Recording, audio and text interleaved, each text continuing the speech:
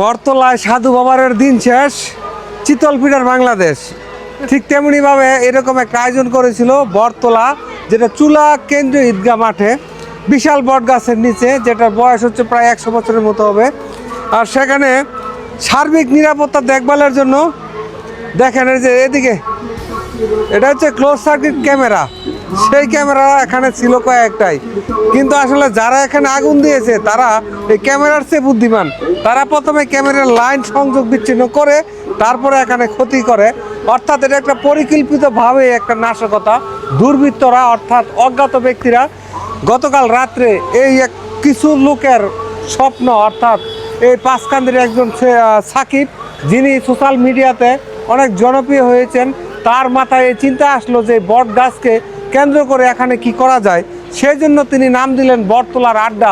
সেই আড্ডায় কিন্তু আসলে সন্ধ্যাবেলা বসে মানুষের মিলন মেলা, চতুর্দিকে সবুজ শ্যামল পরিবেশ। সেই পরিবেশের নিচে যখন বসে আপনি চিতই পিঠা, তারপর দুধ চা, শীতকালীন যে পিঠা রয়েছে ভাপা পিঠা, তা খেতে অনেক মজা এবং সুস্বাদু হওয়ার প্রেক্ষিতে এখানে কিন্তু সিরিয়াল দিয়ে আগে টাকা পে করে তারপরে টিকিট নিয়ে আপনাকে খেতে হতো।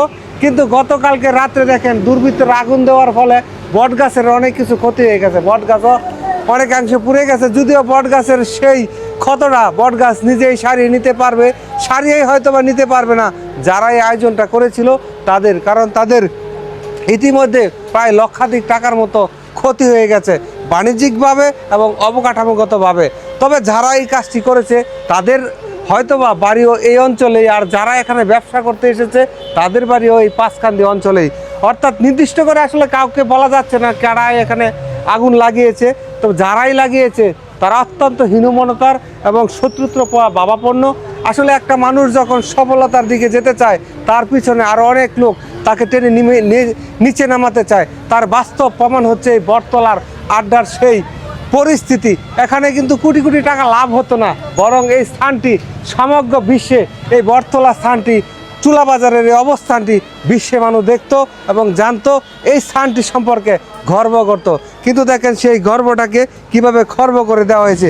এই যে গ্যালাসিয়ার চুলা রয়েছে, দেখেন সব কিছু পুরো শেষ হয়ে গেছে। যে তবে যারা এই কাজটি করেছে তাদেরকে প্রশাসনের মাধ্যমে, প্রশাসন যেন যথাযথ ব্যবস্থা নেয়। প্রশাসন চাইলে অনেক কিছুই করতে পারে। আর যে সকল ব্যক্তিদের উদীয়মান তরুণ কয়েকজনরা এখানে ব্যবসা করতে এসেছিলেন তাদের প্রতি সমবেদনা রইল, হয়তোবা তারা ঘুরিয়ে দাঁড়িয়ে যাবে একটা সময়। কিন্তু যারা এখানে এই নাশকতার কাজ করেছে তাদের মন থেকে কখনো এই মানে খারাপ দিকটা হয়তোবা যাবে না, হয়তোবা পরবর্তীতে